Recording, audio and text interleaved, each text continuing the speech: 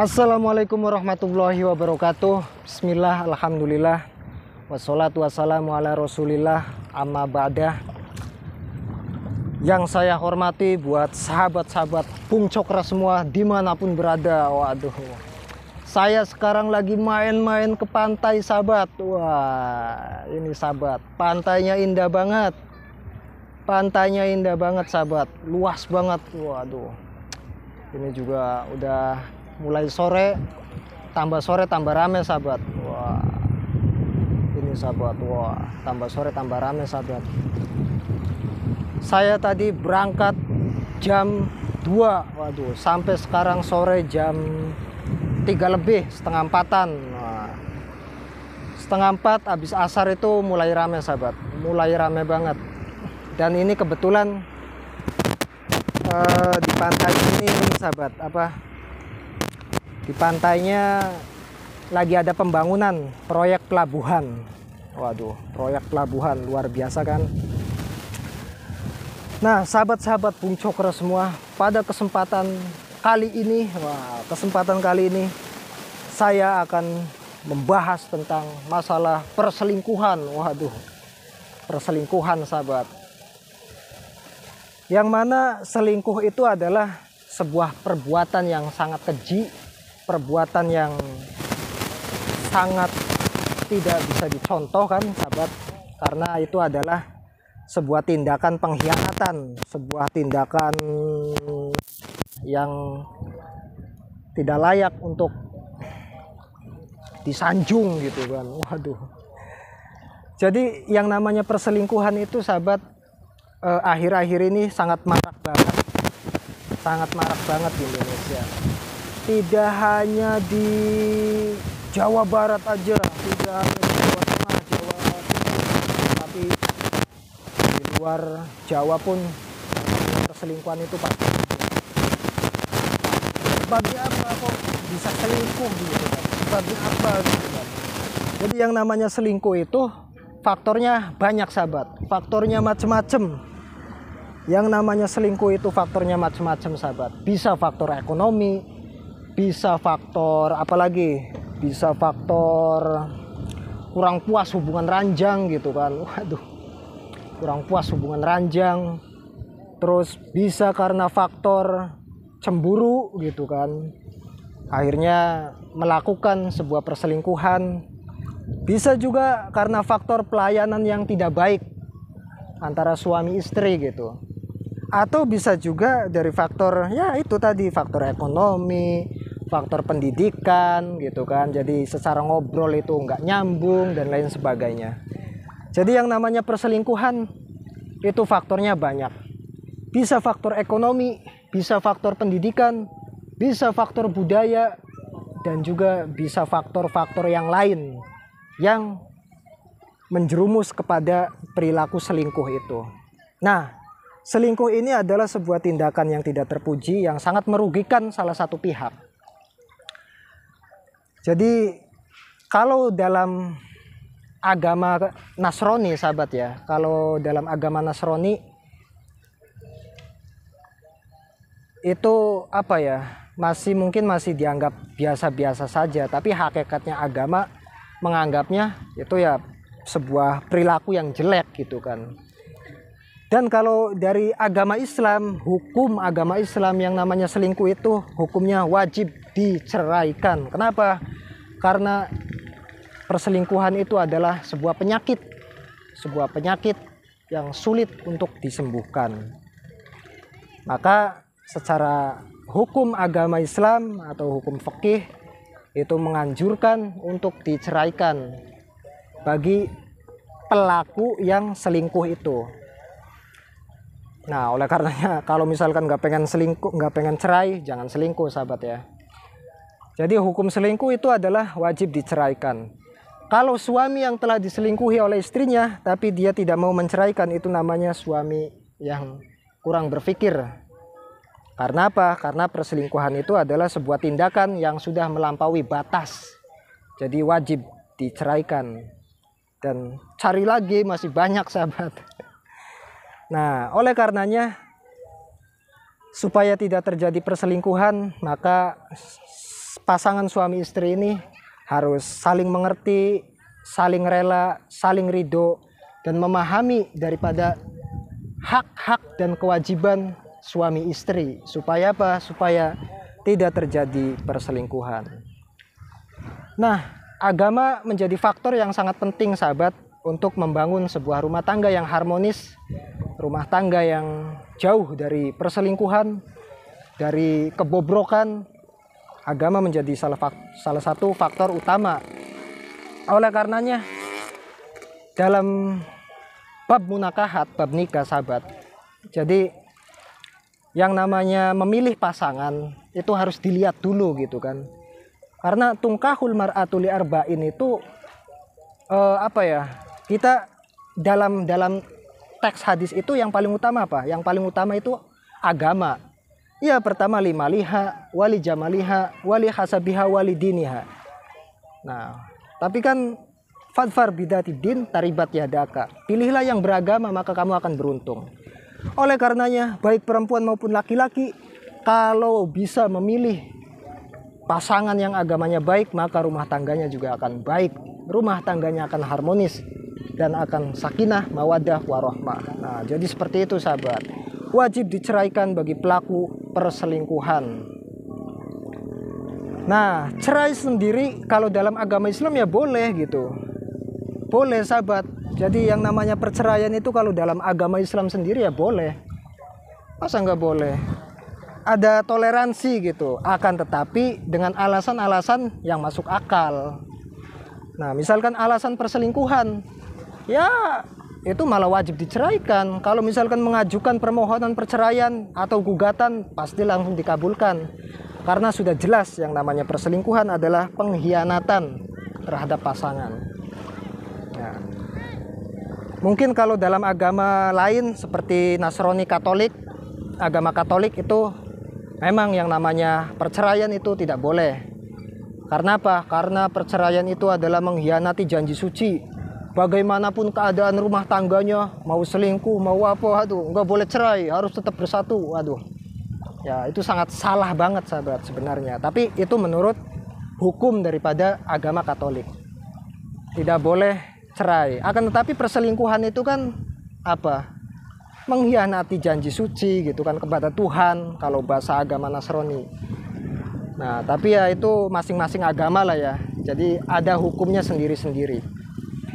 Nah, dari selingkuh ini sahabat, dari hukum selingkuh ini, kalau kita melihat daripada KHI, KHI sahabat ya, kompilasi hukum Islam sahabat, diterangkan dalam pasal 83 ayat 1, kalau salah koreksi sahabat, dalam pasal 83 ayat 1 itu menjelaskan bahwasanya yang namanya istri itu wajib berbakti kepada suaminya, suami yang sah. Dalam apa? Dalam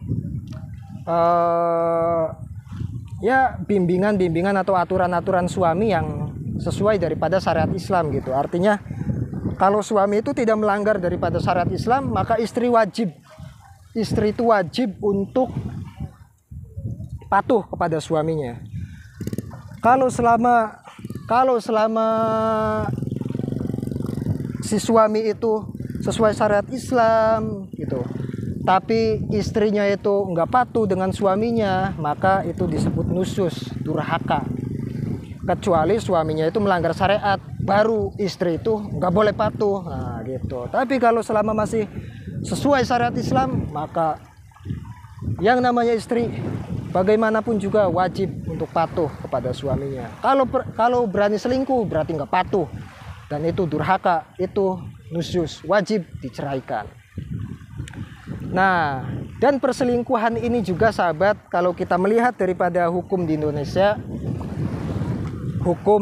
Indonesia sahabat, jadi kalau perselingkuhannya itu, waduh, anginnya gede banget sahabat, anginnya gede banget, rambut saya sampai berantakan, rambutnya berantakan, waduh, ini kalau tadi agak siang itu ya, air itu belum terlalu naik, jadi sekarang tambah sore tambah naik banget. Ini udah tinggi,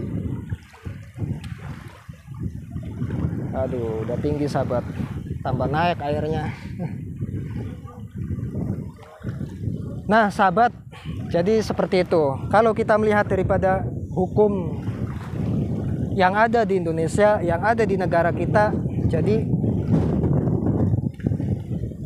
kita lihat dulu gitu, kasus perselingkuhannya itu sudah sejauh mana. Kalau selingkuhnya itu hanya sebatas jalan bareng gitu kan, pegang-pegangan tangan, maksimal ciuman, pelukan, ya itu mungkin masih ada toleransi gitu kan, masih ada kata maaf, bisa dimaafkan. Kalau yang diselingkuhinya itu mau memaafkan, kan kembali lagi kepada personal orangnya sahabat. Kalau mau memaafkan, ya itu masih bisa dimaafkan, asal bisa dimusyawarahkan bareng-bareng lah sahabat ya. Nah jadi seperti itu sahabat. Akan tetapi kalau perselingkuhannya itu sahabat sudah melampaui batas, misalkan sudah melampaui batas-batas yang tidak wajar, seperti halnya apa? Seperti halnya sudah berani melakukan hubungan intim gitu kan, hubungan kelamin gitu, ML gitu, making love gitu kan, atau jima. Waduh, ini sudah melampaui batas dan ini bisa dipidanakan. Bisa dipidanakan sahabat kalau perselingkuhannya sudah berani berhubungan intim atau jima atau berhubungan badan atau ML, udah saya sebutin semua. Ini bisa dipidanakan sahabat, dengan pidana maksimal 9 bulan penjara. Itu termaktub dalam KUHP pasal 284 ayat 1. Silakan sahabat bisa cek sendiri. Kalau ada salah silakan koreksi. Nah, jadi yang namanya selingkuh itu sampai segitunya sahabat. Karena apa? Karena yang namanya pernikahan itu adalah sebuah hubungan rumah tangga yang sah. Sah di mata agama dan sah juga di mata negara. Jadi tidak boleh sembarangan bermain selingkuh gitu, apalagi selingkuhnya sampai berhubungan badan, kan naudzubillah min dzalik banget. Jadi hukum agama kita pun mengatur sampai segitunya sahabat. Ada ancaman penjara kurang lebih ya maksimal 9 bulan. Bisa ringan, bisa juga ditambah. Itu tergantung hakimnya. Tergantung hakimnya yang memutuskan dan tergantung daripada perilaku selingkuhnya itu gitu. Jadi nanti analisa hakimnya itu seperti apa, toleransi hakimnya itu seperti apa untuk menjatuhkan hukuman tersebut. Nah, saya bicara seperti ini karena saya melihat daripada kasus yang viral kemarin sahabat. Aduh, yang seorang ibu kades, ibu kades yang bernama inisial RK gitu kan, gak boleh nyebutin nama lah, pokoknya inisialnya RK gitu kan. Ibu kades, kades mana? Yaitu Kades Dandang Gendis, Kecamatan Nguling, Kabupaten Pasuruan. Waduh, Pasuruan, warga Pasuruan telah dihebohkan dengan kasus perselingkuhan oknum ibu kades. Aduh, naudzubillah min dzalik banget. Selingkuhnya dengan siapa? Selingkuhnya dengan bawahannya sendiri sahabat, bawahannya sendiri atau staf desa, perangkat desanya sendiri. Itu kejadiannya kemarin hari Minggu tanggal 21 Maret 2021. Gimana? Itu langsung digerebek sahabat, digerebek oleh suaminya sendiri dan juga warga. Sempat lari, dikejar dan dihakimi oleh warga, oleh massa. Beruntung pada saat itu Kapolsek Nguling langsung datang dan mengamankan dan juga langsung membawa pelaku selingkuh itu, baik Bu Kades maupun bawahannya yang inisial SJ gitu kan, atau S, langsung dibawa ke Kapolsek dan langsung dibawa ke Polres Pasuruan. Waduh, ini adalah oknum kepala desa sahabat. Jadi emang sangat miris banget sahabat ya, sangat miris banget dan sangat disayangkan banget. Yang namanya kepala desa itu adalah pemimpin daripada orang desanya sendiri sahabat. Pemimpin daripada orang desanya sendiri yang harapannya itu mampu memberikan sebuah contoh yang baik, mampu memberikan sebuah contoh-contoh kebaikan untuk warganya. Akan tetapi ini malah